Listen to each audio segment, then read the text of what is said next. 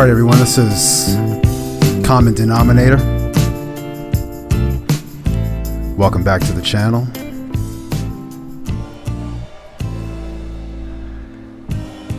Interracial versus international marriage, dating. I'm going to share a few ideas with you.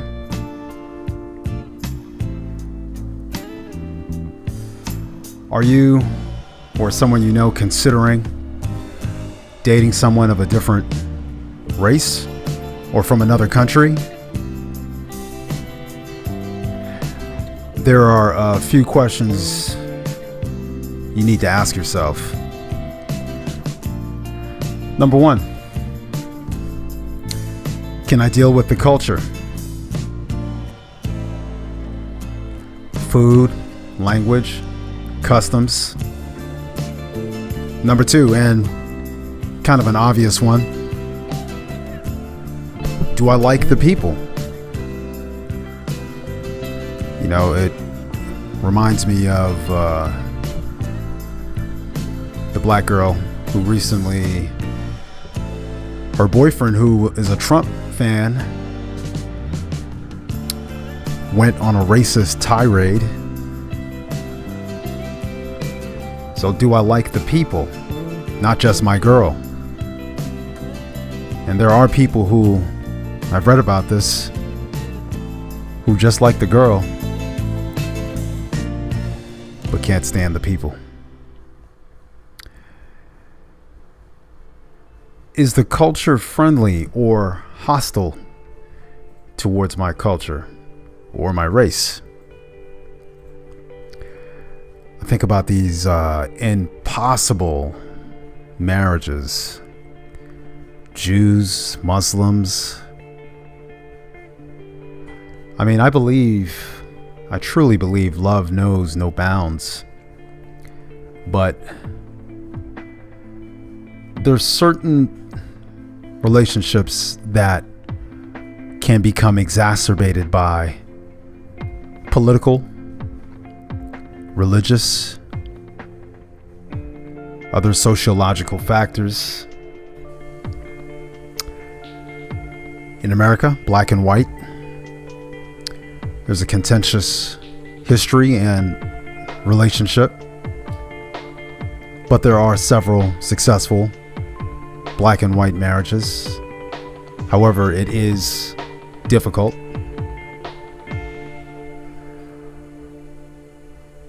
I've been binge watching DNA test reveals on YouTube, and I think I've seen it all. Today I was watching a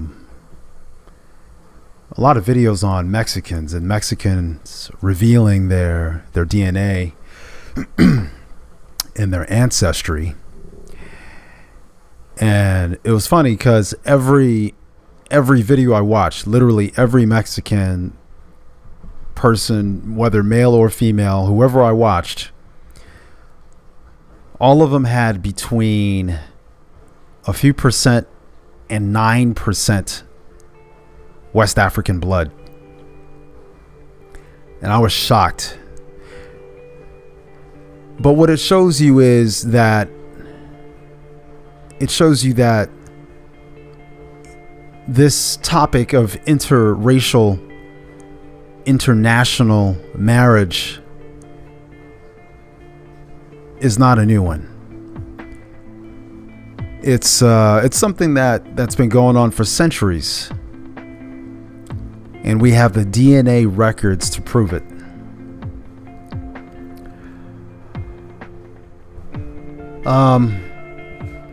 Well, let me start with the comparison. Some of you might be wondering, what's the difference? Interracial versus international marriage. Well, interracial is pretty self-explanatory, but let's start off with international marriage.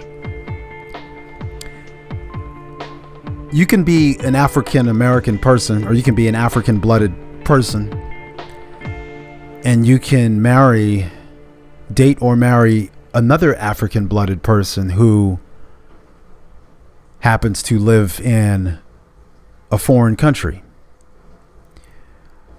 Now, there are a few things that can complicate or make it more difficult to make that union work, and one of which could be language. Okay, for instance, let's say the closest black foreign language speaking country we would say would probably be Haiti. So let's say a black American man wants to date a Haitian woman who's in Haiti. That's an international marriage. And it's going to be complicated by language and culture. There are going to be things in that culture that you're unaware of, things that may be Western in value because Haiti was once occupied by the French, but now it has they use a lot of African words, so they've maintained a lot of their African heritage. And in unions like that, you're going to have to consider, in my opinion, the dating period will be longer, and there will be more discovery that would need to be made. More discovery. There are going to be a lot more questions that need to be asked and answered. Dating is going to have to be much more intentional in how you do it. Because it's international and there are differences, you're going to have to pay close attention, study, and learn that culture to see if that's something you can deal with. Okay? Now let's talk about international marriage, which international marriages or dating, which happen to also be interracial.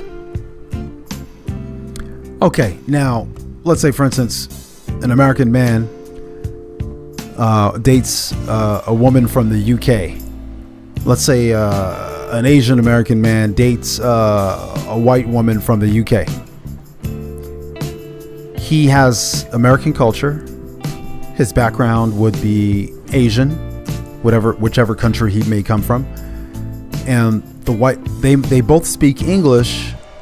However, there's different rules, expectations within those cultures, and you're going to have to, even though we have very, very similar cultures, there may be some nuanced differences that we really need to pick up on in order to make a good decision.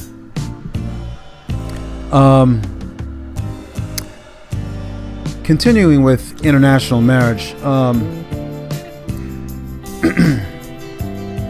international marriage can pose a whole new set of unforeseen problems, especially international interracial, because now you have a different race who, you're going to deal with tribalism.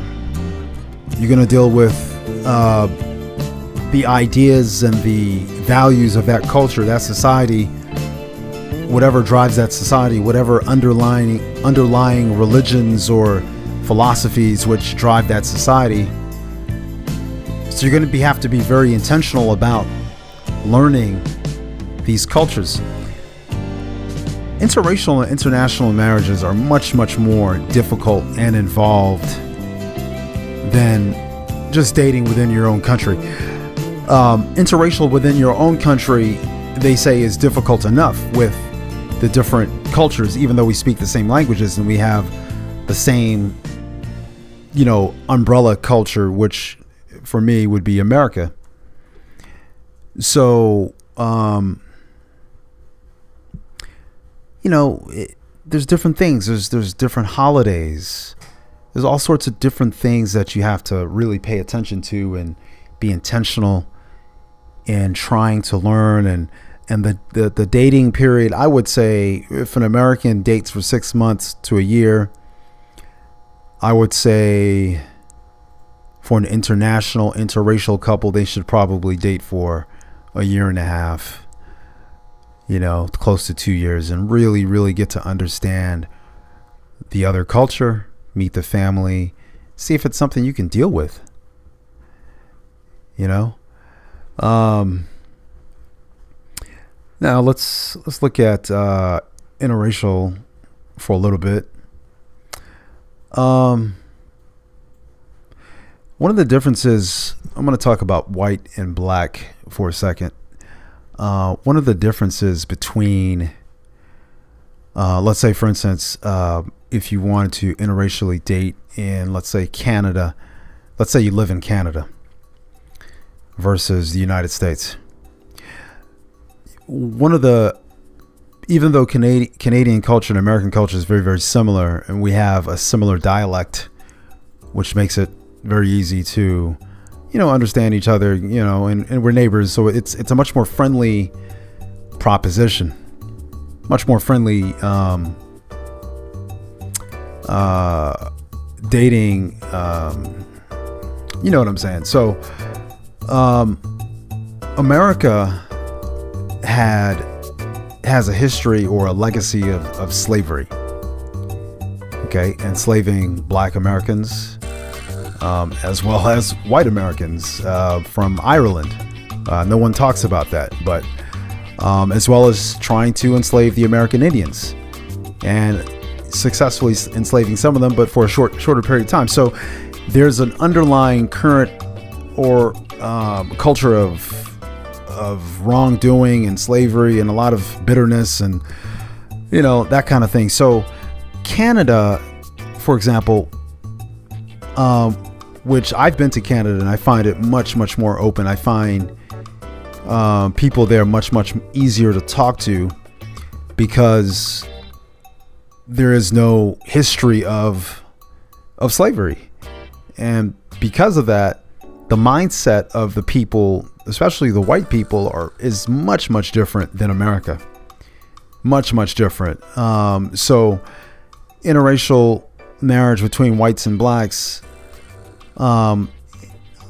is much, much more accepted in Canada than it, say, would be in the United States. So these are some of the things you got to think about. The history of the country, whether the two countries have had war. Then let me give you an example. Look at Japan and Korea. Japan and Korea were once at war, and they hate each other as a result. So something that happened 60 years ago that carries over to today, and it complicates things for people in that region who may want to date one or the other.